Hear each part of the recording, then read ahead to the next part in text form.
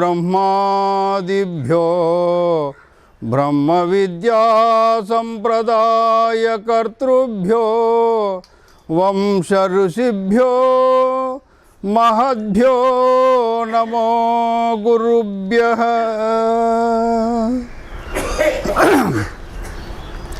ओम गुरुर्ब्रह्मा गुरुर्विष्णुः गुरुर्देवो महेश्वरः गुरु साक्षात् परब्रह्म तस्मै श्री गुरवे नमः। कृष्णं कमलपत्राक्षं पुण्यश्रवणकीर्तनं वासुदेवं जगद्योनिं नौमि नारायणं हरिं नौमि नारायणं हरिं।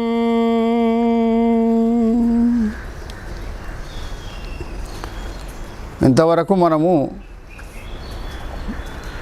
సాంఖ్యయోగము ద్వితీయ అధ్యాయము గురించి నిన్న విచారించుకున్నాము. ఈరోజు మూడవ అధ్యాయము కర్మయోగాన్ని గురించి మనము విచారిద్దాము. కర్మయోగంలో మొట్టమొదడు అర్జునునికి సందేహం కలిగి ఆ శ్రీకృష్ణ పరమాత్మను అడుగుతున్నాడు. జాయసి చేత్ కర్మణస్తే మతా బుద్ధిర్జనార్దన తత్కిం కర్మణి ఘోరే మాం నియోజయసి కేశవ.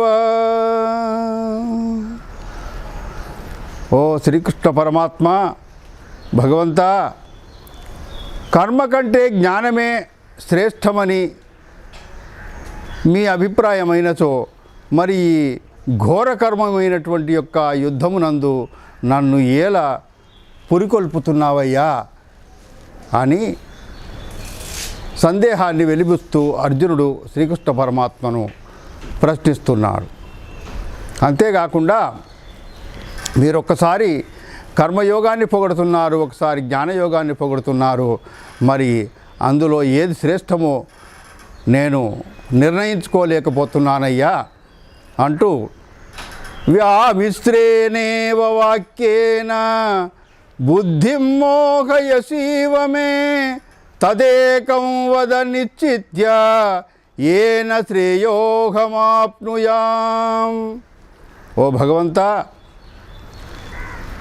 మీ యొక్క మిశ్రమ వాక్యముల వలన, అంటే ఒకసారి జ్ఞానాన్ని పొగుడుతున్నారు, ఒకసారి కర్మను పొగుడుతున్నారు, ఆ వాక్యముల వల్ల నా బుద్ధి గజిబిజి అయిపోయింది.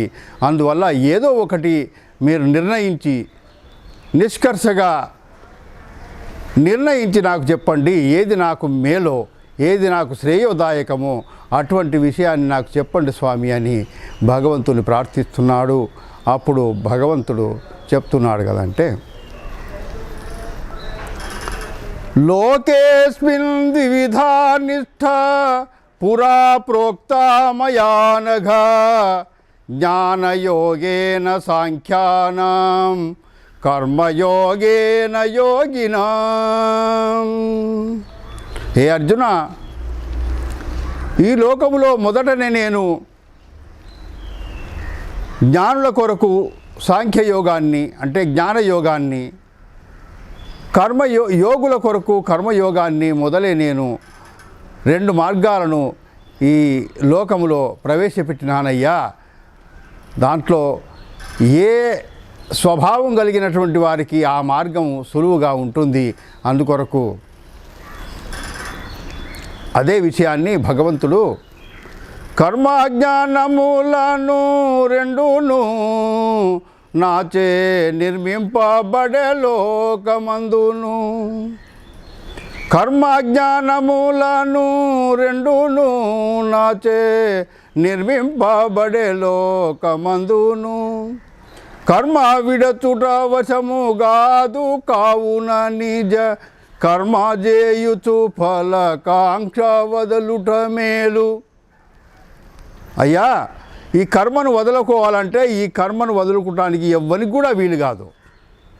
దేహంతో ఉన్నటువంటి వానికి, దేహదారి అయినటువంటి వానికి కర్మములను బొత్తిగా వదులుకోవాలంటే సాధ్యమే కాదు. కావల్ల మరి మన కర్తవ్యం ఏంటంటే కర్మ విడచుట వశము కాదు కావున నిజ కర్మ చేయుచు ఫలకాంక్ష వదలుట మేలు.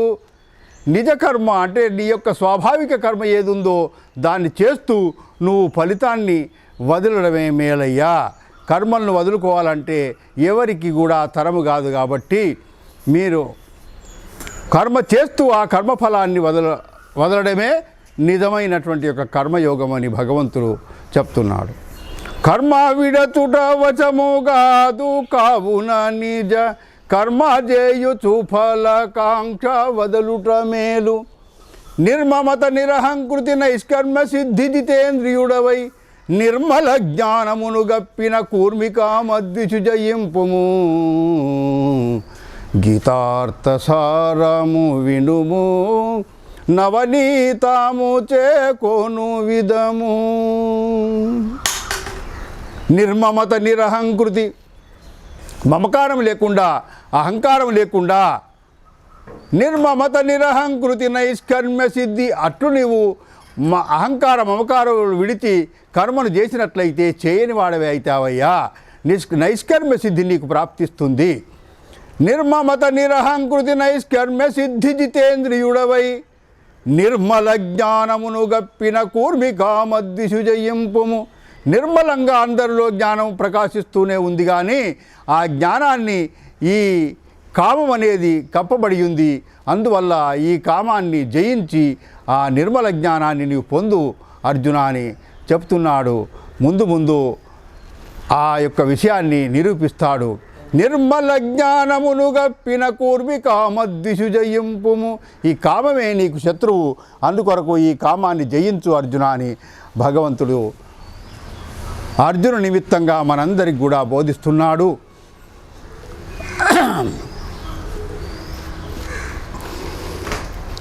న కర్మణామనారంభాత్ నైష్కర్మ్యం పురుషోష్ణుతే నచ సన్యసనాదేవ సిద్ధిం సమధిగచ్చతి. ఇంకా భగవంతుడు ఏమి చెప్తున్నాడంటే న కర్మణామనారంభాత్ నైష్కర్మ్యం పురుషోష్ణుతే.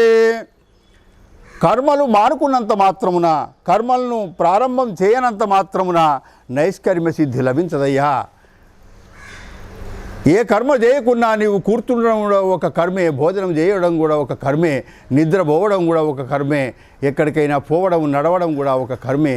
అందువల్ల కేవలం కర్మలను ఆరంభించనంత మాత్రమున నీకు నైష్కర్మ్య సిద్ధి లభించదు. నచ సన్యసనాదేవ సిద్ధిం సమధిగచ్చతి. ఆ కర్మలను మానుకున్నంత మాత్రమున నీకు సిద్ధి కూడా లభించదు. అందువల్ల నహి కచ్చిత్ క్షణమపి జాతు తిష్టత్య కర్మకృత్ కార్యతే హ్యవశ కర్మ సర్వ ప్రకృతి జైర్గుణై. అర్జున, ఈ ప్రకృతి గుణములకు లోబడి ప్రతి ఒక్కడు కూడా ఈ కర్మలను ఆచరిస్తూనే ఉన్నారు. అందువల్ల ఒక్క క్షణము కూడా కర్మ చేయకుండా ఎవడు కూడా ఉండలేడు. కాబట్టి ఈ కర్మ చేయడమే కర్తవ్యము. కర్మ చేసి ఆ కర్మఫలాన్ని ఆశించకుండడమే సరి అయినటువంటి మార్గము అని భగవంతుడు చెప్తున్నారు. నహి కచ్చిత్ క్షణమపి జాతు తిష్టత్య కర్మకృత్. ఏ కర్మ చేయకుండా ఒక క్షణము కూడా దేహదారి అయిన వాడు ఎవడు ఉండలేడయ్యా. అందుకొరకు ప్రతి కర్మ నీ యొక్క సహజ కర్మ, నీ స్వాభావిక కర్మ ఏది ఉందో దాన్ని చేస్తూ దాని యొక్క ఫలితాన్ని కోరకుండడమే నిజమైన మార్గం అని భగవంతుడు చెప్తున్నాడు. ఆ తరువాత అట్లు కేవలం కర్మలు మానుకున్నటువంటి వాడు కేవల డంబాచారి అంటూ తిట్టిపోస్తూ భగవంతుడు వచ్చే శ్లోకంలో చెక్కబోతాడు. కర్మేంద్రియాన్ని సంయమ్య యాస్తే మనసా స్మరన్ ఇంద్రియార్థాన్ విమూఢాత్మ మిథ్యాచారస్స ఉచ్యతే. వాడు మిథ్యాచారి, వాడు డాంబుకుడయ్యా అంటాడు. ఎవడైతే కేవలం కర్మేంద్రియాలను పనిచేసేటువంటి యొక్క ఇంద్రియాలను పని చేయకుండా మానుకొని ఇంద్రియాలను అలసత్వంలో పెడతాడో, పెట్టి ఇంద్రియార్థాన్ కర్మేంద్రియాన్ని సంయమ్య ఆస్తే మనసా స్మరన్ ఇంద్రియార్థాన్ విమూఢాత్మ మిథ్యాచారస్స ఉచ్యతే. ఎవడైతే కేవలం కర్మేంద్రియాలను మాత్రం బిగబట్టుకొని ఆ యొక్క ఇంద్రియార్థములైనటువంటి యొక్క విషయాలను లోపల మనస్సుతో చింతిస్తూ ఉంటాడో అటువంటి వాడు మిథ్యాచారి, వాడు డాంబికుడు, వాని యొక్క సాధనలో ఏమి లాభం లేదు అంటున్నాడు. వాడు డాంబాచారి. మరి ఏమి చేయాలి? మన కర్తవ్యం ఏంటంటే యస్త్వింద్రియాని మనసా నియమ్యారభతేర్జున కర్మేంద్రియై కర్మయోగం అసక్తస్స విశిష్యతే. అందువల్ల అర్జున, యస్త్వింద్రియాని మనసా నియమ్యారభతేర్జున, నీవు చేయవలసింది ఏంటంటే, నీ కర్తవ్యం ఏంది? నువ్వు ఇంద్రియాలను నీ యొక్క వశంలో పెట్టుకొని నీ మనస్సును నీ వశీభూతం చేసుకొని నీవు ఈ కర్మలను ఆచరించయ్యా. ఎవడైతే ఇంద్రియాలను మనస్సును తన ఆధీనంలో పెట్టుకొని ఈ కర్మలు చేస్తాడో, యస్తు ఇంద్రియాని మనసా నియమ్యారభతేర్జున కర్మేంద్రియై కర్మయోగం, కర్మేంద్రియాలతోటి ఈ కర్మయోగాన్ని ఎవడైతే ఆచరిస్తాడో అటువంటి వాడు కర్మేంద్రియై కర్మయోగం అసక్తస్స విశిష్యతే. ఆ కర్మలను ఆచరిస్తూ కూడా ఆ కర్మలతో అంటుకోకుండా, సంఘభావం లేకుండా, అటాచ్మెంట్ లేకుండా ఎవడైతే జీవిస్తాడో వాడు విశేషమైనటువంటి వాడు, అదే సరైన మార్గము అని భగవంతుడు చెప్తున్నాడు. ఆ తర్వాత ఇంకా ఏం చెప్తున్నాడంటే,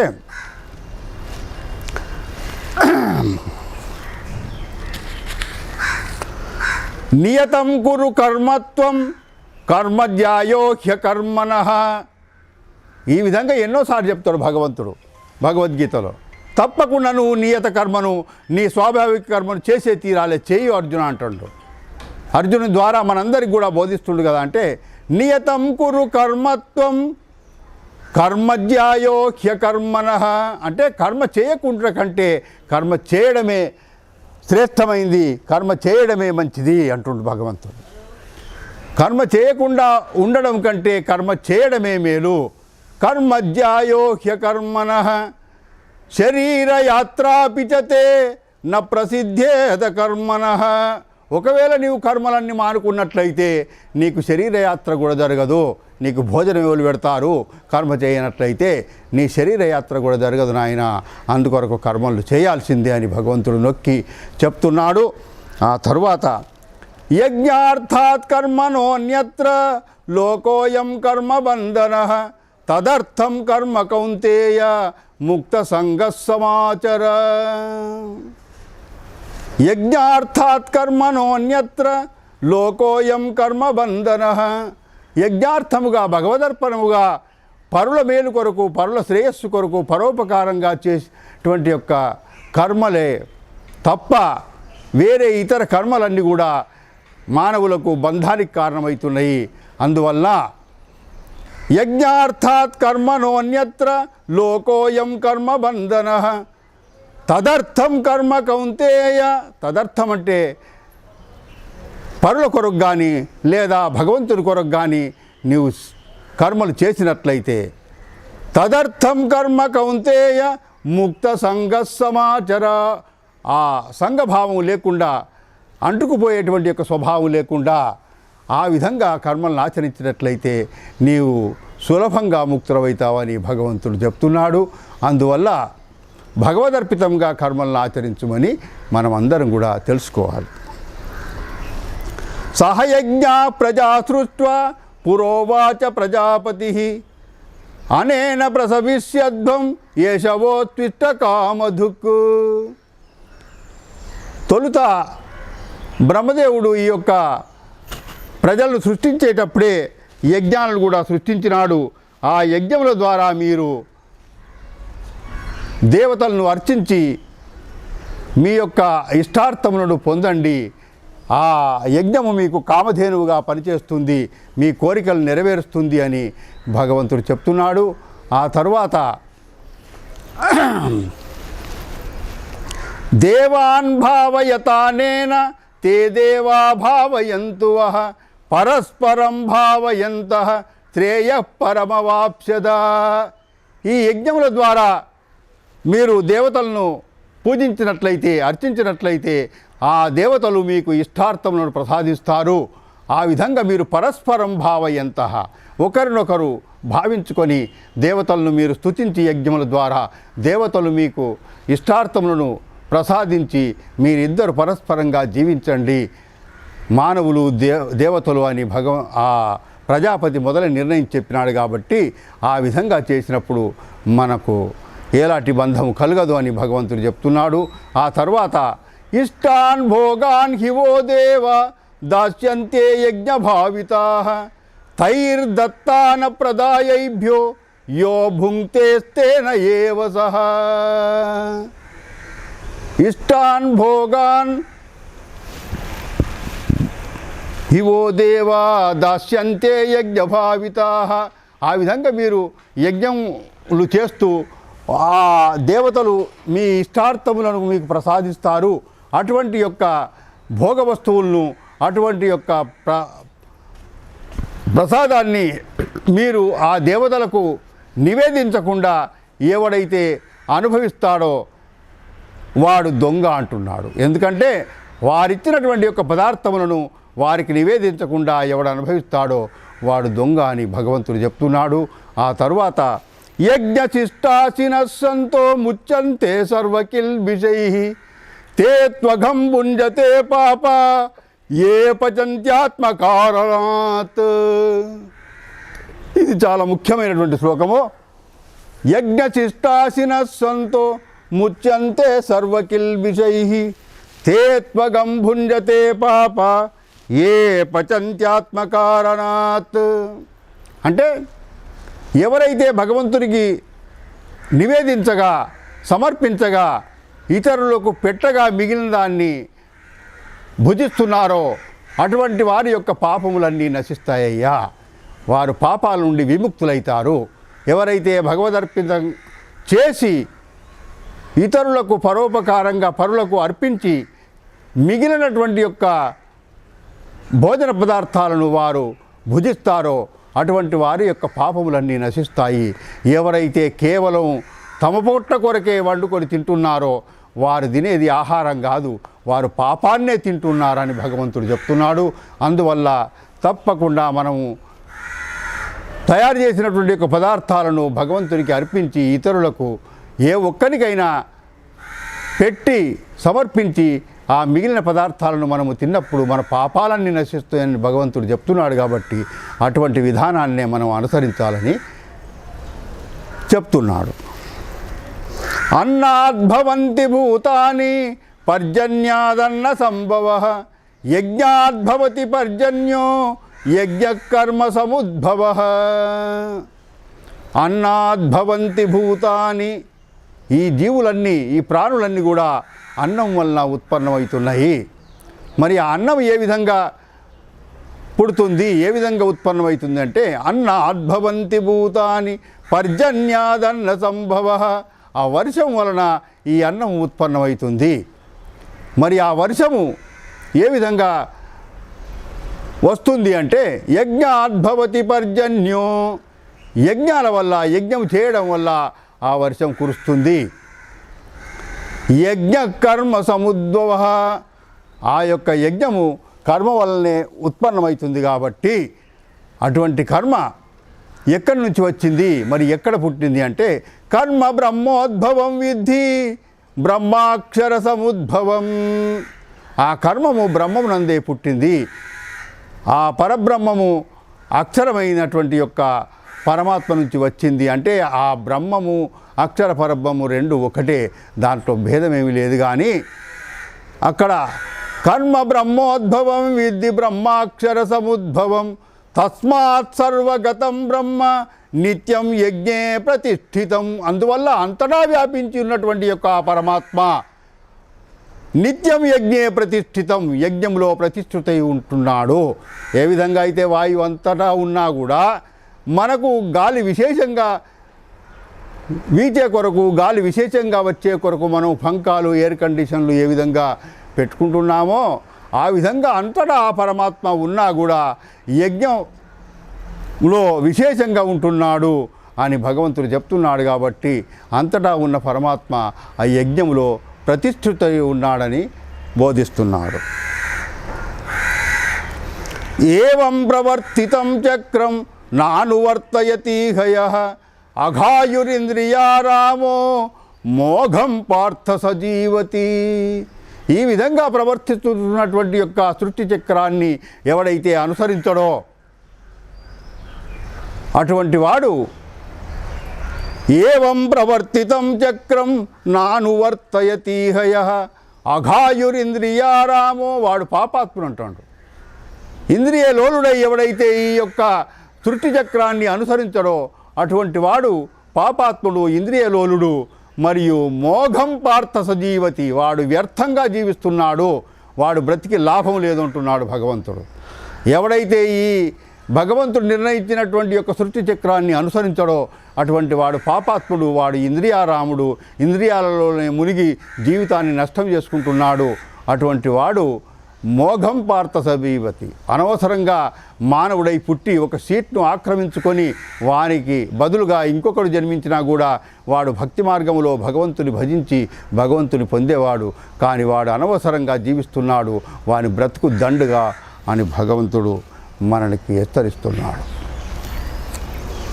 యస్త్వాత్మరతిరేవ స్యాత్ ఆత్మతృప్తశ్చ మానవః ఆత్మన్యేవ చ సంతుష్టః తస్య కార్యం న విద్యతే. ఇప్పుడు ఆత్మజ్ఞాని యొక్క లక్షణాన్ని భగవంతుడు చెప్తున్నాడు. యస్త్వాత్మరతిరేవ స్యాత్, ఎవడైతే తన ఆత్మయందే రమిస్తూ ఉంటాడో, తన ఆత్మయందే ఆడుకుంటూ ఉంటాడో, యస్త్వాత్మరతిరేవ స్యాత్ ఆత్మతృప్తశ్చ మానవః, ఆత్మయందే తృప్తి నొందుతుంటాడో, ఈ ప్రాపంచిక విషయాలలో తృప్తి పొందకుండా, ప్రాపంచిక విషయాలలో తృప్తి లేనే లేదు. అసలు తృప్తి ఉన్నట్టుగా మనకు తోస్తుంది, ఆభాసం, కేవలం ఉన్నట్టు తోస్తుంది కానీ నిజానికి సాంసారిక విషయాలలో తృప్తి సుఖం అనేది లేనే లేదు అని భగవంతుడు తన ఆత్మలోనే ఎవడు తృప్తి పొందుతాడో, యస్త్వాత్మరతిరేవ స్యాత్ ఆత్మతృప్తశ్చ మానవః ఆత్మన్యేవ చ సంతుష్టః, ఆత్మతోటే ఎవడు సంతుష్టిని పొందుతున్నాడో అటువంటి వానికి ఇక వేరే చేయదగినటువంటి యొక్క కర్తవ్య కర్మ ఏది లేదు నాయన. వాడు తన ఆత్మను యందే రమిస్తూ ఆత్మయందే తృప్తుడై ఆత్మయందే సంతుష్టుడై ఉంటున్నాడు. కాబట్టి వానికి చేయదగినటువంటి యొక్క కర్తవ్య కర్మ ఏది లేదు అంటున్నాడు. నైవ తస్య కృతేనార్థో నా కృతేనేహ కచ్చన నచాస్య సర్వభూతేషు కచ్చిదర్థ వ్యపాత్రయః. అటువంటి మహనీయుడు చేయదగినటువంటి యొక్క కార్యం ఏది లేదు, చేయరాని కార్యం అంటూ ఏది లేదు.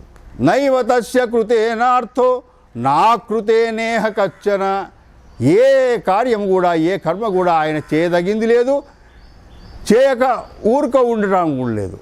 అందువరకు ఆయన ఏ ప్రాణి మీద కూడా, ఈ ప్రపంచంలో ఏ వస్తువుల మీద కూడా, ఏ జీవుల మీద కూడా ఆధారపడి ఉండడు. అందుకొరకు నైవ తస్య కృతేనార్థో నా కృతేనేహ కచ్చన నచాస్య సర్వభూతేషు కచ్చిదర్థ వ్యపాత్రయః, కొంచెం కూడా ఆయన ఆధారపడి ఉండడు. అందువల్ల ఆ విధంగా తస్మాదసక్త సతతం కార్యం కర్మ సమాచర అసక్తో హ్యాచరన్ కర్మ పరమాప్నోతి పూరుషః. అందువల్ల అర్జున, ఆసక్తి రహితంగా, ఆసక్తి లేకుండా నువ్వు కర్మలను ఆచరించవయ్యా. ఎవడైతే ఆసక్తి లేకుండా ఆ కర్మల యందు అంటుకోకుండా కర్మలను ఆచరిస్తాడో అటువంటి వాడు అసక్తో హ్యాచరన్ కర్మ పరమాప్నోతి పూరుష. అటువంటి మహనీయుడు ఆ భగవంతుని పొందుతాడు, ఆ పరబ్రహ్మాన్ని పొందుతాడు అని భగవంతుడు చెప్తున్నాడు. కేవలం ఆసక్తి లేకుండా నువ్వు కర్మలను ఆచరించినంత మాత్రమున నువ్వు భగవంతుని పొందగలుగుతావు. ఆసక్తితో కర్మలను ఆచరిస్తే ఫలితం మీద ఆశ పెట్టుకొని నువ్వు కర్మలను ఆచరించినట్టయితే బంధములో పడిపోతావు అర్జున. అందువల్ల ఆసక్తి రహితంగా ఈ కర్మలను ఆచరించు, అటువంటి వాడు పరబ్రహ్మాన్ని పొందుతాడని భగవంతుడు చెప్తున్నాడు. కర్మణైవ హి సంసిద్ధిం ఆర్థితా జనకాదయః లోక సంగ్రహమేవాపి సంపశ్యన్ కర్తుమర్హసి. అంతేకాకుండా పూర్వీకులు ఈ కర్మను, జనకాది రాజులు ఈ కర్మ యోగం వల్లనే కర్మను ఆచరించే ముక్తిని పొందినారు. అందువల్ల నువ్వు ముక్తులు అయినా కూడా ఈ లోక సంగ్రహాన్ని, లోకోపకారాన్ని దృష్టిలో పెట్టుకొని అయినా, లోకులు చెడిపోకుండా ఉండటానికైనా నువ్వు కర్మ చేసి తీరాలి. అందువల్ల కర్మయోగాన్ని ఆచరించు అర్జున అని చెప్తున్నాడు. కర్మ వల్లనే జనకాది రాజులు ముక్తిని పొందినారు. అందువల్ల ఈ లోకము యొక్క మేలును దృష్టిలో పెట్టుకొని కూడా లోక సంగ్రహార్థమైన నువ్వు కర్మలు చేయాల్సిందే అని చెప్తున్నాడు. ఎందుకంటే యద్యదాచరతి శ్రేష్ఠ తత్తదేవేతరో జనః సయత్ ప్రమాణం కురుతే లోకస్తదను వర్తతే. అంటే ఎవడైతే శ్రేష్ఠ పురుషుడు, పెద్దవాడు ఏ కర్మలైతే ఆచరిస్తాడో అటువంటి కర్మల్నే వేరే ఇతర ప్రజలంతా కూడా అటువంటి మహాత్ముల్ని చూసి వాళ్ళు కర్మలను ఆచరిస్తూ ఉంటారయ్యా. అందుకొరకు సయత్ ప్రమాణం కురుతే లోకస్తదను వర్తతే. ఆయన ప్రవేశపెట్టినటువంటి యొక్క ప్రమాణాలు, సూత్రాలు, సిద్ధాంతాలను లోకమంతా అనుసరిస్తుంది.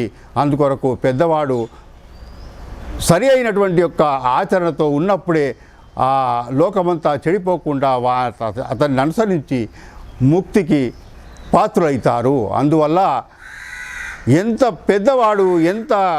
పెద్దవాడైతే అంత ఎక్కువ కర్తవ్యం అతని వెంబడి ఉంటుంది. కాబట్టి ఎవరికి తెలియని మూర్ఖుడు వాడు ఏమి చేసినా చెల్లిపోతుంది, కానీ నలుగురికి తెలిసి ఒక కీర్తిని ఆర్జించినటువంటి ఒక మహాత్ముడు తప్పకుండా శ్రేష్టమైన కర్మల్ని ఆచరించాలే. వాడు దుష్కర్మలను ఆచరించినట్టయితే వెంటనే వాడు భ్రష్టుడైపోతాడు. అందుకొరకు వాడు భ్రష్టుడే కాకుండా లోకానంతా చెడగొట్టిన వాడైతుండు. కాబట్టి అందుకే శ్రీ రామకృష్ణానంద స్వాముల వారు బందిపోడు దొంగ కంటే భ్రష్ట సాహిత్యము చాలా అపాయకరమైందని చెప్పాను. అంటే భ్రష్టమైనటువంటి సాహిత్యాన్ని, పుస్తకాలు ఎవరైతే రాస్తారో వాళ్ళు లోకాన్నంతా చెడగొడుతున్నారు. కాబట్టి వాళ్ళు బందిపోడు దొంగల కంటే కూడా అపాయకరమైనటువంటి వారు అని చెప్పినారు. అందుకొరకు శ్రేష్ఠ పురుషుడు శ్రేష్టమైన ఆచరణనే చేయాలి. అతని యొక్క ఆచరణ రుచి ప్రజలంతా మంచి ఆచరణతో బాగుపడతారని చెప్తూ శ్రీకృష్ణ పరమాత్మ తన యొక్క ఉదాహరణ కూడా ఇస్తున్నాడు. నమే పార్థాస్తి కర్తవ్యం త్రిషు లోకేషు కించన నానవాప్తం అవాప్తవ్యం వర్తయేవ చ కర్మణి. హే అర్జున, ఈ 3 లోకాలలో కూడా నేను ఆచరించవలసినటువంటి యొక్క కర్తవ్య కర్మ ఏది నాకు లేదు. నేను పొందనిది కానీ పొందదగినది కానీ ఏదీ లేదు. అయినా కూడా నేను కర్మలను ఆచరిస్తూనే ఉన్నాను. నమే పార్థాస్తి కర్తవ్యం త్రిషు లోకేషు కించన నానవాప్తం అవాప్తవ్యం వర్తయేవ చ కర్మణి. అయినప్పటికీ నేను కర్మలను ఆచరిస్తూనే ఉన్నాను. అందుకొరకు ప్రతివాడు కూడా కర్మలను ఆచరించాలి. శ్రేష్టమైన వాడు ఖచ్చితంగా ఆచరించే తీరాలి అంటూ భగవంతుడు చెప్తున్నాడు. ఆ తరువాత యది హ్యహం న వర్తేయం జాతు కర్మణ్యతంద్రితః మమ వర్త్మానువర్తంతే మనుష్యా పార్థ సర్వజః. ఒకవేళ నేను పాలుమాలి సోమరినయ్యి ఈ కర్మలను ఆచరించకపోయినట్లయితే ఈ లోకమంతా కూడా నన్ను అనుసరిస్తూ ఆ లోకమంతా చెడిపోతుంది అంటున్నాడు. యది హ్యహం న వర్తేయం జాతు కర్మణ్యతంద్రితః. అలసిపోయి అలసటతోటి సోమరిపోతున్నాయి నేను ఈ యొక్క కర్మలను ఆచరించినట్లయితే ఈ లోకమంతా కూడా నన్ను చూసి వాళ్ళు కూడా కర్మలను ఆచరించకుండా చెడిపోతారు అర్జున. అందుకొరకు ఉత్సీదేయుని మే లోకాత్ న కుర్యాం కర్మ చేదహం శంకరస్య చ కర్తాస్యాం ఉపహన్యామి మా ప్రజాః. ఒకవేళ నేను కర్మలను ఆచరించినట్లయితే ఈ లోకాన్నంతా చెడగొట్టిన వాడిని అవుతాను. ఉత్సీదేయురిమే లోకాః న కుర్యాం కర్మ చేదహం. నేను కర్మలను ఆచరించినట్లయితే, చేయకపోయినట్లయితే ఈ లోకాన్నంతా చెడగొట్టిన వాడిని అయిపోతాను. ఉత్సీదేయురిమే లోకాః న కుర్యాత్ కర్మ చేదహం. శంకరస్య చ కర్తాస్యాం. లోక సంకరానికి కూడా నేనే కారకున్నైపోతాను. ఉపహన్యామి మా ప్రజాః. ఈ ప్రజలందరినీ చెడగొట్టి లోక సంకరానికి నేనే కారకున్నైపోతాను. అందువల్ల నేను ఎప్పుడు కర్మలను ఆచరిస్తూనే ఉంటాను. అర్జున, నీవు కూడా ఈ కర్మలను ఆచరించు. లోక క్షేమం కోరి అయినా కర్మలను ఆచరించే తీరాలని భగవంతుడు అర్జునుడికి ఆదేశిస్తున్నాడు. అర్జున్ నిమిత్తంగా మనందరినీ కూడా హెచ్చరిస్తున్నాడు. సక్తా కర్మణ్య విద్వాంసో యథా కుర్వంతి భారత కుర్యాద్ విద్వాం తదాసక్తః చికీర్చుర్లోక సంగ్రహం. ఇప్పుడు మన లోకములో ఉన్నటువంటి యొక్క విద్వాంసులకు, జ్ఞానులకు, పండితులకు చెప్తున్నాడు భగవంతుడు. సక్తా కర్మణ్య విద్వాంసో యథా కుర్వంతి భారత. ఏ విధంగా అయితే ఆసక్తులైనటువంటి యొక్క ఈ ప్రాపంచిక విషయాలందు, ప్రాపంచిక కార్యాలందు ఆసక్తి గల మానవులు ఏ విధంగా కర్మలను ఆచరిస్తూ ఉంటారో, విద్యావంతుడై జ్ఞాని అయినటువంటి వాడు కూడా అదే విధంగా కర్మలను ఆచరించాలి. ఇతనికి ఆసక్తి లేకున్నా కూడా వారు ఆసక్తి ఉన్నట్టుగా వారి వలనే ఇతడు కర్మలను ఆచరించాలి అని చెప్తున్నాడు. అందుకే మహాత్ములు, పెద్దలు కూడా మనం ఏ కార్యాలు చేస్తుంటామో వాళ్ళు కూడా వాళ్ళకు ఆ నమస్కారం చేయవలసిన కర్తవ్యం లేకున్నా కూడా వాళ్ళు మన మేలును, మన యొక్క ఉపకారాన్ని దృష్టిలో పెట్టుకొని వాళ్ళు ఆచరిస్తూనే ఉంటారు. అందువల్ల ఎంత విద్యావంతుడైనా, జ్ఞాని అయినా కూడా ఆ ఆసక్తి గల మానవులు ఏ విధంగా కర్మలను ఆచరిస్తూ ఉంటారో ఆ విధంగా ఆ జ్ఞాని కూడా కర్మలను ఆచరించాలి, ఆసక్తి లేకుండా అని భగవంతుడు ఆజ్ఞాపిస్తున్నాడు. ఇంకా ఏం చెప్తున్నాడంటే, న బుద్ధిభేదం జనయేత్ అజ్ఞానాం కర్మ సంగినాం జోషయేత్ సర్వకర్మాణి విద్వాన్ యుక్త సమాచరన్. హే అర్జున, న బుద్ధిభేదం జనయేత్ అజ్ఞానాం కర్మ సంగినాం. అజ్ఞానులకు బుద్ధిభేదం కలగనీయకుండా వాళ్ళు ఏ విధంగా ఉత్సాహంగా ఈ యొక్క కర్మలను ఆచరిస్తున్నారో ఆ విద్యావంతుడు కూడా, జ్ఞాని కూడా ఆ విధంగా ఉత్సాహంగా కర్మలను ఆచరించాలి. లేకపోతే వారు చెడిపోతారు. వాళ్ళు కర్మలు చేయకుండా వాళ్ళు చెడిపోతారు. కాబట్టి జ్ఞాని అయినటువంటి వాడు కూడా ఉత్సాహంగా ఈ కర్మలను ఆచరించాలి. ఎందుకంటే ఆయనను చూసి ఈ లోకమంతా కూడా కర్మలను ఆచరిస్తారు. కాబట్టి లోకాన్ని చెడగొట్టకుండా, వాళ్లకు బుద్ధిభేదం కలగనీయకుండా సర్వకర్మలను జ్ఞాని కూడా ఆచరిస్తూ ఉండాలి అంటాడు. ప్రకృతే క్రియమానాని గుణై కర్మాణి సర్వచః అహంకార విమూఢాత్మా కర్తాహమితి మన్యతే. ఇంకా అజ్ఞాని, అహంకారి ఏ విధంగా ఉంటాడో చెప్తున్నాడు భగవంతుడు. ఒక వ్యక్తి ట్రైన్ ఎక్కి ట్రైన్లో కూర్చొని ఆ ట్రైన్కు, రైలుకు బరువు అవుతుందని తన సూట్ కేసు, తన ముల్లె అంతా తన నెత్తి మీద పెట్టుకున్నాడంట. పెట్టుకుంటే పక్క వాళ్ళు, అరే ఏందయ్యా మేము ఈ సూట్ కేసులన్నీ కింద పెట్టకుండా మళ్ళీ నెత్తి మీద ఎందుకు పెట్టుకున్నామంటే, ఈ ట్రైన్కు, ఈ రైలుకు బరువు అయిద్దని నేను పెట్టుకున్నానంట. ఓరి మూర్ఖుడా, నీవు తల మీద పెట్టుకున్నా కూడా నిన్ను, నీ సామాన్లు మోసేది రైలే కదరా, ఈ ట్రైనే కదా అని పక్కవాడు అన్నాడట. ఆ విధంగా మనం కూడా అహంకార విమూఢాత్మ కర్తాహమితి మన్యతే, ఇది నేనే చేస్తున్నాను అని మన యొక్క కర్తవ్య భారాన్నంతా మన భుజాల మీద పెట్టుకుంటూ ఉంటాము. అయినా కూడా ఈ ప్రకృతి గుణం వల్లనే సర్వకార్యాలు నడుస్తున్నా మూర్ఖుడైనటువంటి వాడు, అహంకారి, విమూఢాత్ముడైనటువంటి వాడు నేనే చేస్తున్నాను అనే భావన కలిగి ఉంటాడు. అది తప్పు, అది సరి అయింది కాదు. ప్రకృతి యొక్క గుణాల వల్లనే సర్వకర్మలు ఆచరింపబడుతున్నాయి. కాబట్టి నేను నిమిత్త మాత్రుణ్ణి అనేది గుర్తించుకోవాలి. అందుకొరకు అటువంటి మహాత్ముల్నే వచ్చే శ్లోకంలో భగవంతుడు ఏమంటున్నాడంటే, తత్వవిత్తు మహాబాహో గుణకర్మ విభాగయో గుణాగుణేషు వర్తంత ఇతి మత్వా న సజ్జతే. తత్వం తెలుసుకున్నటువంటి యొక్క మహాత్ములు, జ్ఞానులు, తత్వవిత్తు మహాబాహో,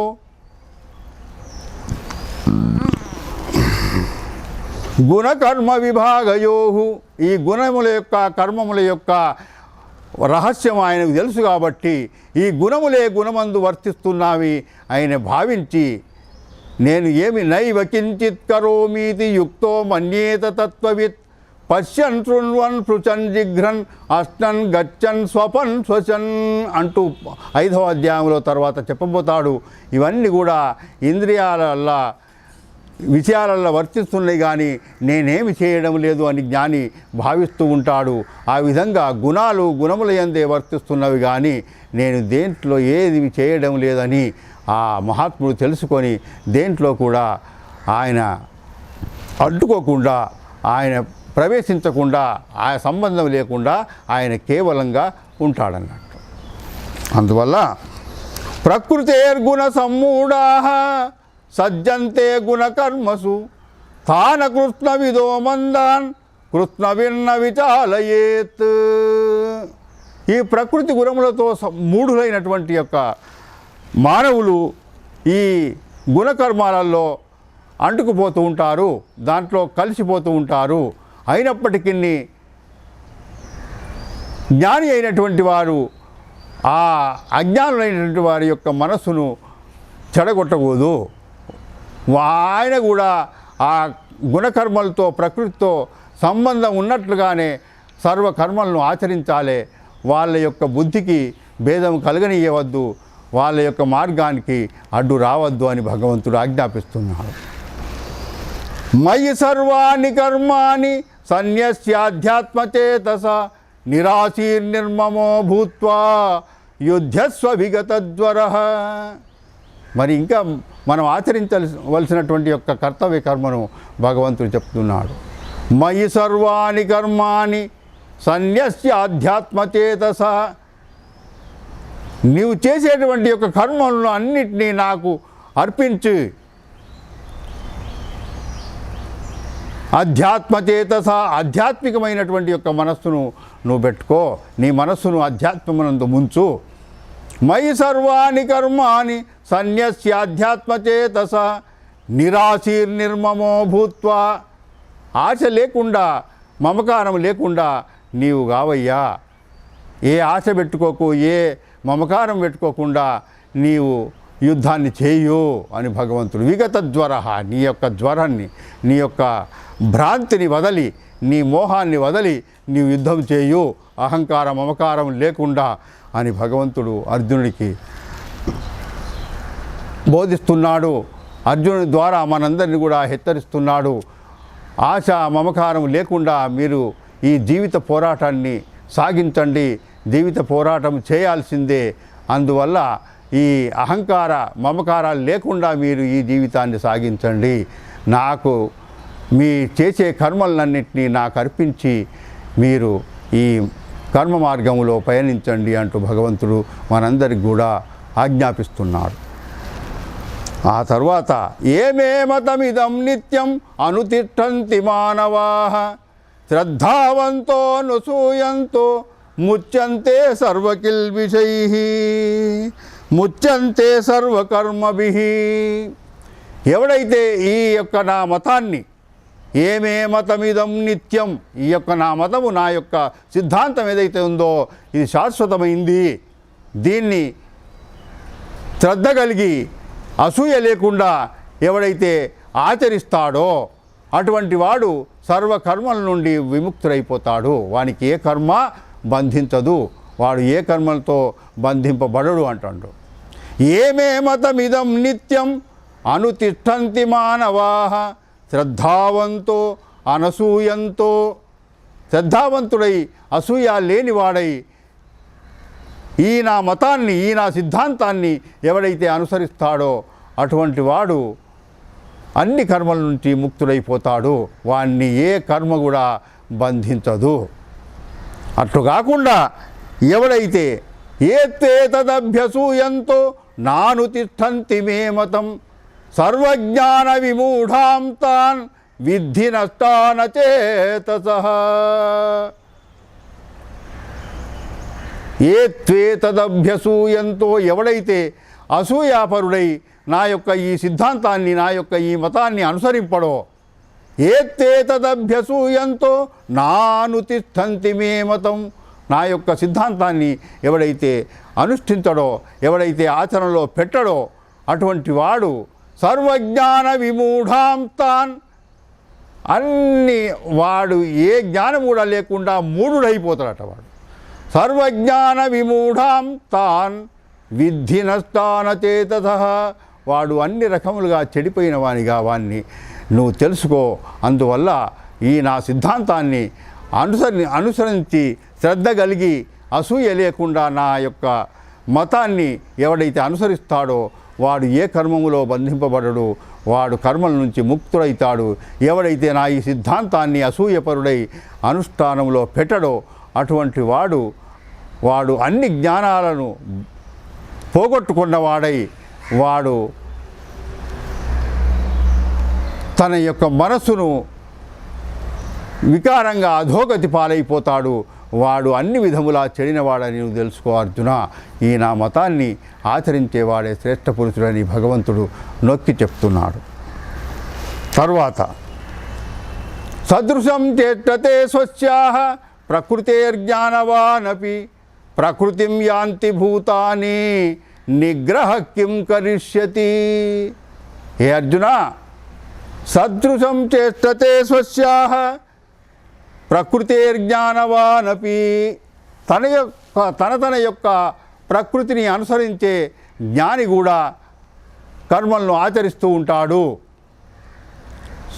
అన్ని జీవులు కూడా వారి వారి స్వభావాన్ని అనుసరించే కర్మలను ఆచరిస్తుంటాయి. కేవలం నిగ్రహం వల్ల ఏమి లాభము? నిగ్రహం చేసి నువ్వేం చేయగలుగుతావు? నీ స్వభావాన్ని మార్చుకోలేవు అంటుండు భగవంతుడు. సదృశం చేష్టతే స్వస్యాః ప్రకృతేర్జ్ఞానవానపి ప్రకృతిం యాంతి భూతాని నిగ్రహ కిం కరిష్యతి. అందువల్లే ఇన్ని సిద్ధాంతాలు, ఈ అద్వైత మతము, ద్వైత మతము, విశిష్టాద్వైతము, ఇంకా ద్వైతాద్వైతము, ఎన్నో మతాలు పుట్టుకొచ్చినాయి. ఎందుకంటే ఎంత పెద్ద జ్ఞాని అయినా కూడా తన స్వభావానికి అనుసరించే వర్తిస్తాడు అని కృష్ణ పరమాత్మ చెప్పినట్లుగా ఒకవేళ మనము మన గ్రామాలలో చూసినట్లయితే కట్టెలతోని వంట చేసుకున్న తర్వాత అగ్నినంతా ఆర్పేసిన తర్వాత కూడా కేవలం బూడిదే అక్కడ మిగిలి ఉన్నా కూడా 1 గంట 2 గంటల వరకు ఆ బూడిద వెచ్చగా ఉంటుంది, గరం అంటే వేడిగా ఉంటుందా లేదు? అంటే దానికి కారణము ఇంతవరదాకా మండి ఇప్పుడే చల్లారింది కాబట్టి 1 గంట 2 గంటల దాకా కూడా అది ఆ బూడిద వెచ్చగా వేడిగా ఉంటుంది. అదేవిధంగా జ్ఞాని అయినటువంటి వాడు ఆ పరబ్రహ్మాన్ని భగవంతుని యొక్క భక్తుడు అయినప్పటికీ వాని స్వభావం అనేక జన్మలుగా వస్తుంది కాబట్టి ఆ స్వభావం ఇంకా కొంచెం మిగిలి ఉంటుందన్నట్టు. అందువల్లనే ఇన్ని సిద్ధాంతాలు ఈ జగత్తులో ఏర్పడటానికి కారణం. వారి ఎంత పెద్ద మహనీయులైనా కూడా వారి స్వభావాన్ని అనుసరించే వారు కర్మలను ఆచరిస్తూ ఉంటారు. ఆ స్వభావం అనేది ఇంకా కొంచెం మిగిలి ఉంటుంది కాబట్టే ఇన్ని సిద్ధాంతాలు ఏర్పడినాయని మనం తెలుసుకోవాలి. భగవంతుడు కూడా ఆ విషయాన్ని ఒప్పుకుంటూ చెప్తున్నాడు. ఇంద్రియస్యేర్త్యస్యార్థే రాగద్వేషౌ వ్యవస్థితౌ తయోర్నవశమాగచ్చేత్ తౌహ్యస్య పరిబంధినౌ. మళ్ళీ భగవంతుడు చెప్తున్నాడు కదంటే ఇంద్రియస్యేంద్రియస్యార్థే రాగద్వేషౌ వ్యవస్థితౌ. ఈ ఇంద్రియాలకు ఆయా విషయాలకు మధ్యలో ఈ రాగద్వేషాలు పెత్తనం చెలాయిస్తున్నాయి. ఎందుకంటే ఇప్పుడు చెవికి విషయము శబ్దము, అంటే మంచి శబ్దము వినినప్పుడు రాగం ఉత్పన్నమవుతుంది, అంటే చెడ్డ శబ్దాలు విన్నప్పుడు ద్వేషము ఉత్పన్నమవుతుంది. అంటే ఈ రాగద్వేషాలు విషయాలకు ఇంద్రియాలకు మధ్యలో పెత్తనాన్ని సాగిస్తున్నాయి. అందువల్ల వాటి బారిన పడొద్దు, వాటి జాలములో, వాటి మాయాజాలములో పడొద్దు అర్జున అంటుండు. ఇంద్రియస్యేంద్రియస్యార్థే రాగద్వేషౌ వ్యవస్థితౌ తయోర్నవశమాగచ్చేత్ తౌహ్యస్య పరిపంథినౌ. ఈ రాగద్వేషాలే నీకు నిజమైన శత్రువులు నాయన. అందువల్ల వీటి బారిన పడకూడదు, వాటిని జయించాలి, అవే నీకు నిజమైన శత్రువులని భగవంతుడు చెప్తున్నాడు. అందువల్ల ఈ ఇంద్రియ విషయముల మధ్య పెత్తనం చెలాయిస్తున్నటువంటి యొక్క రాగ ద్వేషాలకు గురి కాకుండా మనము సాధన చేసేది నేర్చుకోవాలి. శ్రేయాన్ స్వధర్మో విగుణః పరధర్మాత్వనుష్ఠితాత్ స్వధర్మే నిధనం శ్రేయః పరధర్మో భయావహః. శ్రేయాన్ స్వధర్మో విగుణః, స్వధర్మములో కొన్ని పొరపాట్లున్నా కూడా ఆ స్వధర్మమే మంచిదంటుండు భగవంతుడు. పరధర్మాత్వనుష్ఠితాత్, ఆ పరధర్మాన్ని నువ్వు లెస్సగా మంచిగా చేసినా కూడా అది భయంకరమైందే. నీ స్వధర్మములో స్వధర్మే నిధనం శ్రేయః పరధర్మో భయావహః. స్వధర్మములో నువ్వు ఈ దేహాన్ని చాలించినా కూడా మంచిదే, కానీ పరధర్మము చాలా భయంకరమైంది, అది ఆచరణకు యోగ్యమైనది కాదు అని భగవంతుడు చెప్తున్నాడు. అందువల్ల స్వధర్మమే మేలు. అందులో కొన్ని తప్పులున్నా కూడా, దోషాలున్నా కూడా పర్వాలేదు, అది నిన్ను కడతేరుస్తుంది అని భగవంతుడు చెప్తున్నాడు. అప్పుడు అర్జునికి ఒక శంక కలిగి శ్రీకృష్ణ పరమాత్ముని ప్రశ్నిస్తున్నాడు. అథకేన ప్రయుక్తోయం పాపం చరతి పూరుషః అనిచ్ఛన్నపి వార్ష్ణేయ బలాదివ నియోజితః. హే కృష్ణ, హే పరంధామ, అథకేన ప్రయుక్తోయం పాపం చరతి పూరుషః అనిచ్ఛన్నపి వార్ష్ణేయ బలాదివ నియోజితః. మనుష్యుడు తనకు ఇష్టం లేకున్నా కూడా ఏదో ఒక శక్తి ద్వారా నెట్టబడిన వాని వలె పాపాన్ని చేస్తున్నాడే. మరి ఆ పాపాలను చేయించేటువంటి యొక్క ప్రబల శక్తి ఏది? దేనివల్ల ఈ మానవుడు పాపాన్ని ఆచరిస్తున్నాడు అని భగవంతుడిని అర్జునుడు ప్రశ్నిస్తున్నాడు. దానికి జవాబుగా భగవంతుడు ఏమంటున్నాడంటే, కామయేష క్రోధయేష రజోగుణ సముద్భవః మహాశనో మహాపాప్మ విద్యేనమిహ వైరిణం. ఏ అర్జున, ఈ కామమే, ఈ క్రోధమే ఈ పాపాలకన్నిటికీ కారణమైనటువంటిది. అందువల్ల ఇవి రజోగుణం వలన పుట్టినవి, ఈ పాపరాశులు. వీటికి ఆకలి చాలా మెండుగా ఉంటుంది. మహాశనో అంటే ఎంత దానికి తినిపించినా కూడా, అగ్నిలో ఏ విధంగా ఎన్ని వస్తువులు వేసినా కూడా అది హరిస్తూనే ఉంటుందో, ఈ కామము కూడా దానికి ఎన్ని వస్తువులను పెట్టినా కూడా దాన్ని ఆరగించి మళ్ళీ తేతెమ్మంటుందే కానీ ఈ కోరికలు అనేటివి ఒకప్పటికి తీరేటివి కావు, అవి శాంతించవు అని భగవంతుడు చెప్తున్నాడు. కామయేష క్రోధయేష రజోగుణ సముద్భవః మహాశనో మహాపాప్మ. ఇవి మహాపాపరాశులు. వీటి వల్లనే మానవులంతా చెడిపోయి పాపాలన్నీ ఆచరిస్తున్నారు. మహాశనో మహాపాప్మ విద్యేనమిహ వైరిణం. అందువల్ల వీటినే నువ్వు శత్రువులుగా భావించు, ఇవే నీకు శత్రువులు అని భగవంతుడు చెప్తూ, ఆ తర్వాత మరి ఇవి ఏం చేస్తున్నాయంటే నీలో ఉన్నటువంటి యొక్క నిర్మల జ్ఞానాన్ని కూడా కప్పివేస్తున్నాయి అర్జున అని. యథోల్బే ధూమేనావ్రియతే వహ్నిః యథాదర్శో మలేన చ యథోల్బేనావృతో గర్భః తథా తేనేదమావృతం. ఏ అర్జున, ఏ విధంగా అయితే అగ్నిని పొగ ఆవరిస్తూ ఉందో, పొగ బాగా ఉండేసరికి మనం అగ్నిని గుర్తించలేము, పొగనే కనబడుతుంది కానీ అగ్ని కనపడదు.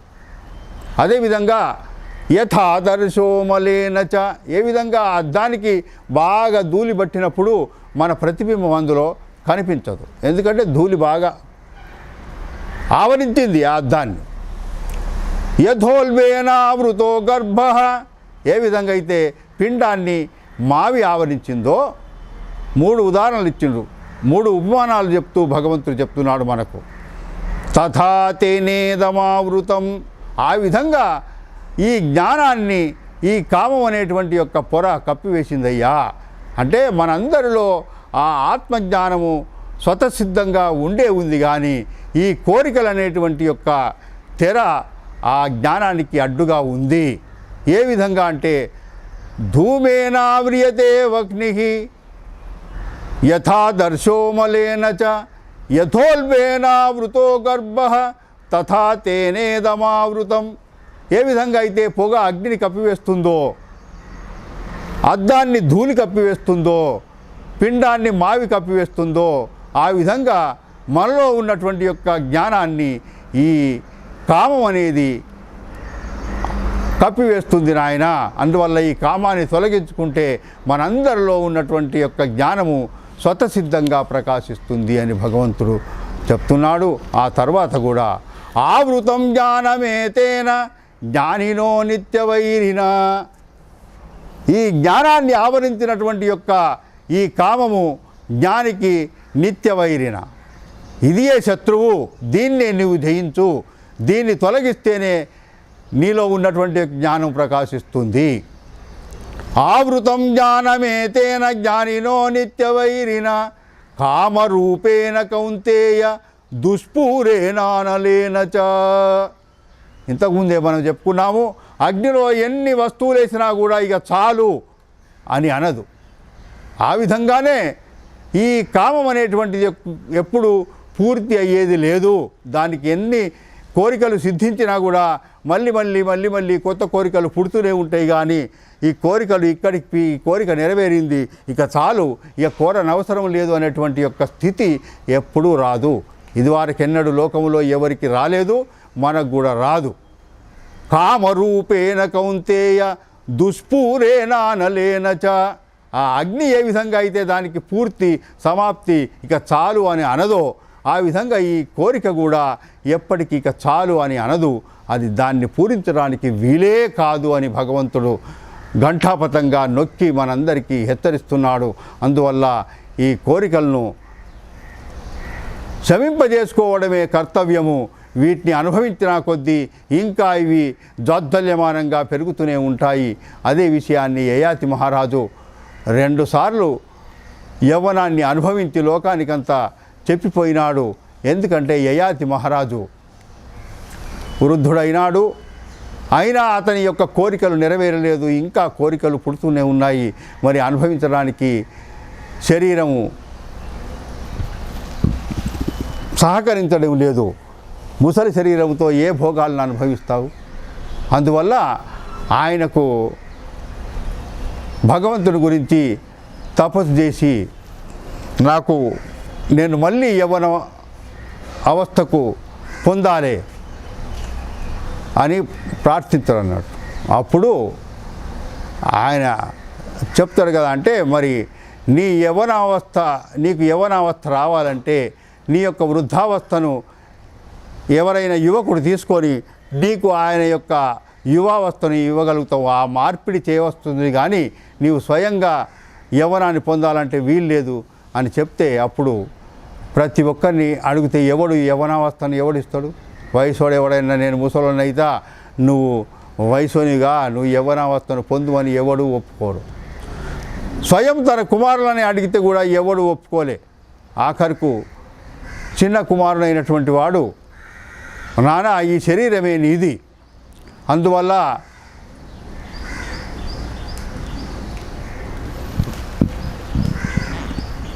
చెప్పకముందే తండ్రి యొక్క భావాన్ని గుర్తించి ఆ పనులను చేసి పెట్టేవారు ఉత్తమమైనటువంటి పుత్రుడు.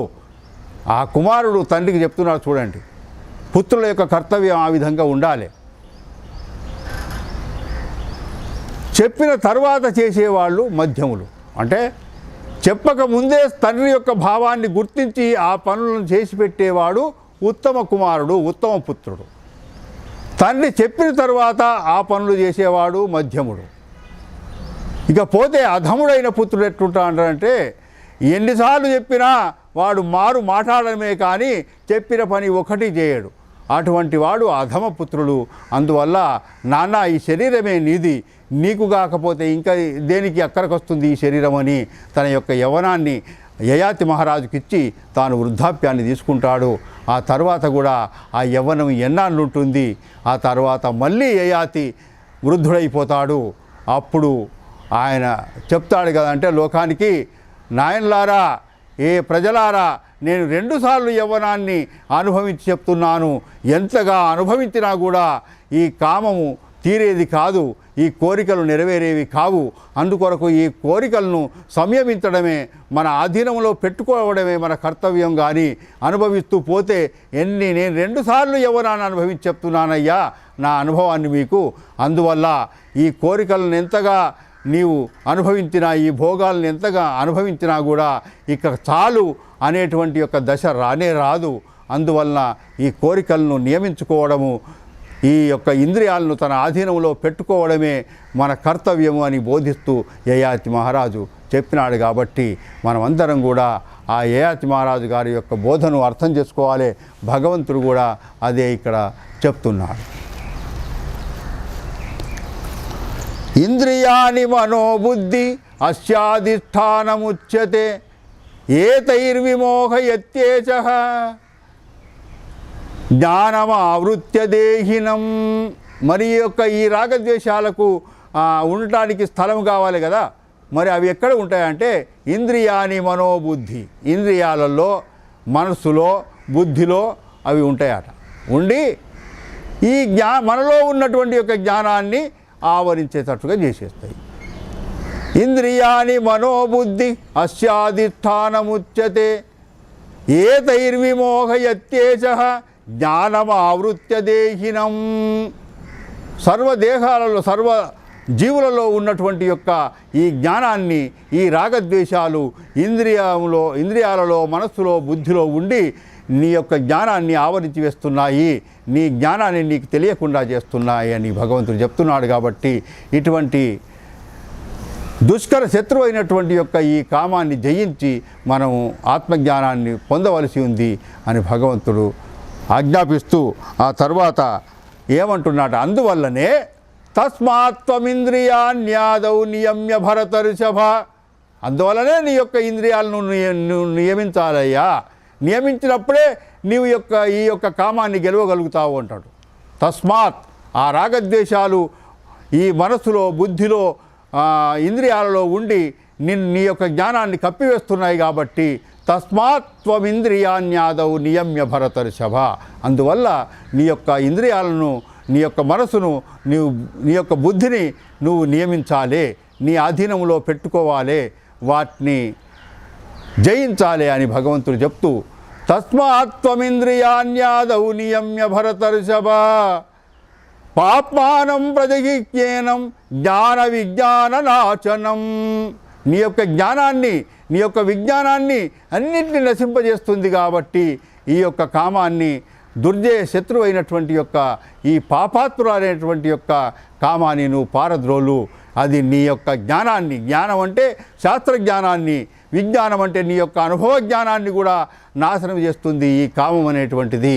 అందువల్ల దీన్ని నువ్వు పారద్రోలు, దీన్ని నువ్వు నీ యొక్క ఆత్మజ్ఞానం ద్వారా దాన్ని జయించు అని భగవంతుడు చెప్తూ తర్వాత శ్లోకంలో ఇంద్రియాని పరాన్యాహు ఇంద్రియేభ్య పరం మనః మనసస్తు పరా బుద్ధి యో బుద్ధే పరతస్తు సహా.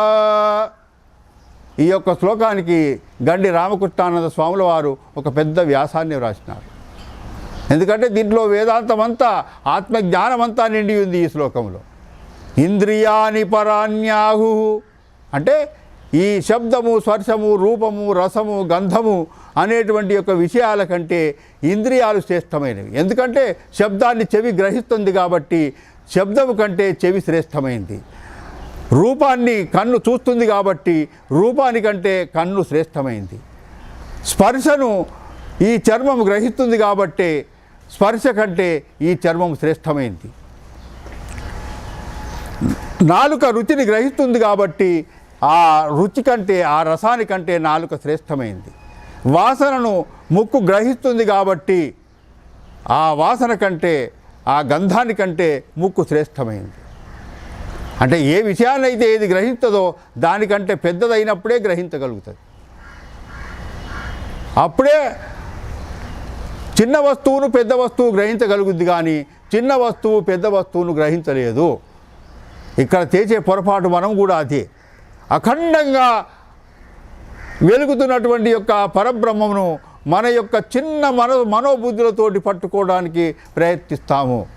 ఈ విషయాన్ని నేను ఎన్నోసార్లు చెప్తూ ఉంటాను. ఒక చిన్న పట్టుకారుతో మనం ఈ గోడను పట్టుకోవాలంటే సాధ్యం కాదు. ఎందుకు? ఈ గోడ ఎంతో పెద్దగా ఉంది, నీ చేతిలో ఉన్నటువంటి యొక్క పట్టుకారు చిన్నగా ఉంది. ఆ విధంగా భగవంతుడు అనంతంగా విశాలంగా సర్వవ్యాపి అయినటువంటి యొక్క భగవంతుణ్ణి నీ చిన్న మనోబుద్ధుల ద్వారా తెలుసుకోవాలి, పట్టుకోవాలంటే అది సాధ్యమయ్యే పని కాదు. విజ్ఞాతారమరేకేన విజానీయాత్. అన్నిటినీ తెలుసుకునేటువంటి యొక్క ఆ భగవంతుణ్ణి ఎవరు తెలుసుకోగలరయ్యా? మన మనోబుద్ధులతో తెలుసుకుంటానికి వీలు కాదని శాస్త్రాలు, గురువులు, మహాత్ముడైనటువంటి యొక్క శ్రీకృష్ణ పరమాత్మ కూడా చెప్తున్నాడు. కాబట్టి మన యొక్క మనస్సు ద్వారా, ఇంద్రియాల ద్వారా ఆ పరమాత్మను పట్టుకోలేము. అందువల్ల ఇంద్రియాన్ని దేన్నైతే పట్టుకుంటుందో అది దానికంటే పెద్దదైనప్పుడే పట్టుకోగలుగుతుంది. ఇంద్రియాని పరాణ్యాహు ఇంద్రియేభ్య పరం మనః. అంటే ఇక్కడ అన్ని ఇంద్రియాలు ఉన్నాయి, కానీ నా మనసు ఇక్కడ లేకపోతే నేను ఒక్క మాట కూడా చెప్పలేను, ఒక్క మాట కూడా నా నోటి నుంచి వెలువడదు. ఎందుకు? నా మనసు ఇక్కడ లేనప్పుడు నా ఇంద్రియాలు పనిచేయలేవు. అందుకొరకు ఇంద్రియాల కంటే మనసు గొప్పది, విషయాల కంటే ఇంద్రియాలు గొప్పయి. ఇది మనము సూక్ష్మంగా గ్రహిస్తూ ముందుకు పోతూ ఉండాలి. అప్పుడే మనం ఈ ఆత్మజ్ఞానాన్ని, ఈ వేదాంతాన్ని అర్థం చేసుకోగలుగుతాం. ఇంద్రియాని పరాణ్యాహు ఇంద్రియేభ్య పరం మనః. ఆ విషయాల కంటే ఇంద్రియాలు గొప్పవి, ఇంద్రియాల కంటే మనస్సు గొప్పది. మరి ఆ మనస్సే సర్వం అనుకుందామంటే మనస్సు కంటే గొప్పది బుద్ధి. ఇంద్రియాని పరాణ్యాహు ఇంద్రియేభ్య పరం మనః మనసస్తు పరా బుద్ధి. అంటే ఆ మనస్సును నియమించేది, పని చేయించేది బుద్ధి. కాబట్టి మనసు కంటే బుద్ధి గొప్పది అంటాడు భగవంతుడు. మనసస్తు పరా బుద్ధి యో బుద్ధే పరతస్తుతః. ఆ బుద్ధి కంటే విలక్షణమైనటువంటిది ఆత్మ. ఆ ఆత్మే గొప్పది. ఎందుకంటే ఈ బుద్ధి కూడా ఒకప్పుడు ఉంటుంది, ఒకప్పుడు ఉండలేదు. అందుకే శంకరాచార్యుల వారు తన శిష్య సమేతంగా తీర్థయాత్ర చేస్తున్నప్పుడు దారిలో ఒక చెట్టు కింద ఒక వృద్ధ బ్రాహ్మణుడు ఉంటాడన్నట్టు. ఆయన గారు ఆ శంకరాచార్యులకు దూరంగానే నమస్కారం చేసి అయ్యా ఇక్కడ రాండి అని పిలుస్తాడు. పిలిస్తే ఆయన పోతాడు ఆ బ్రాహ్మణుని దగ్గరికి.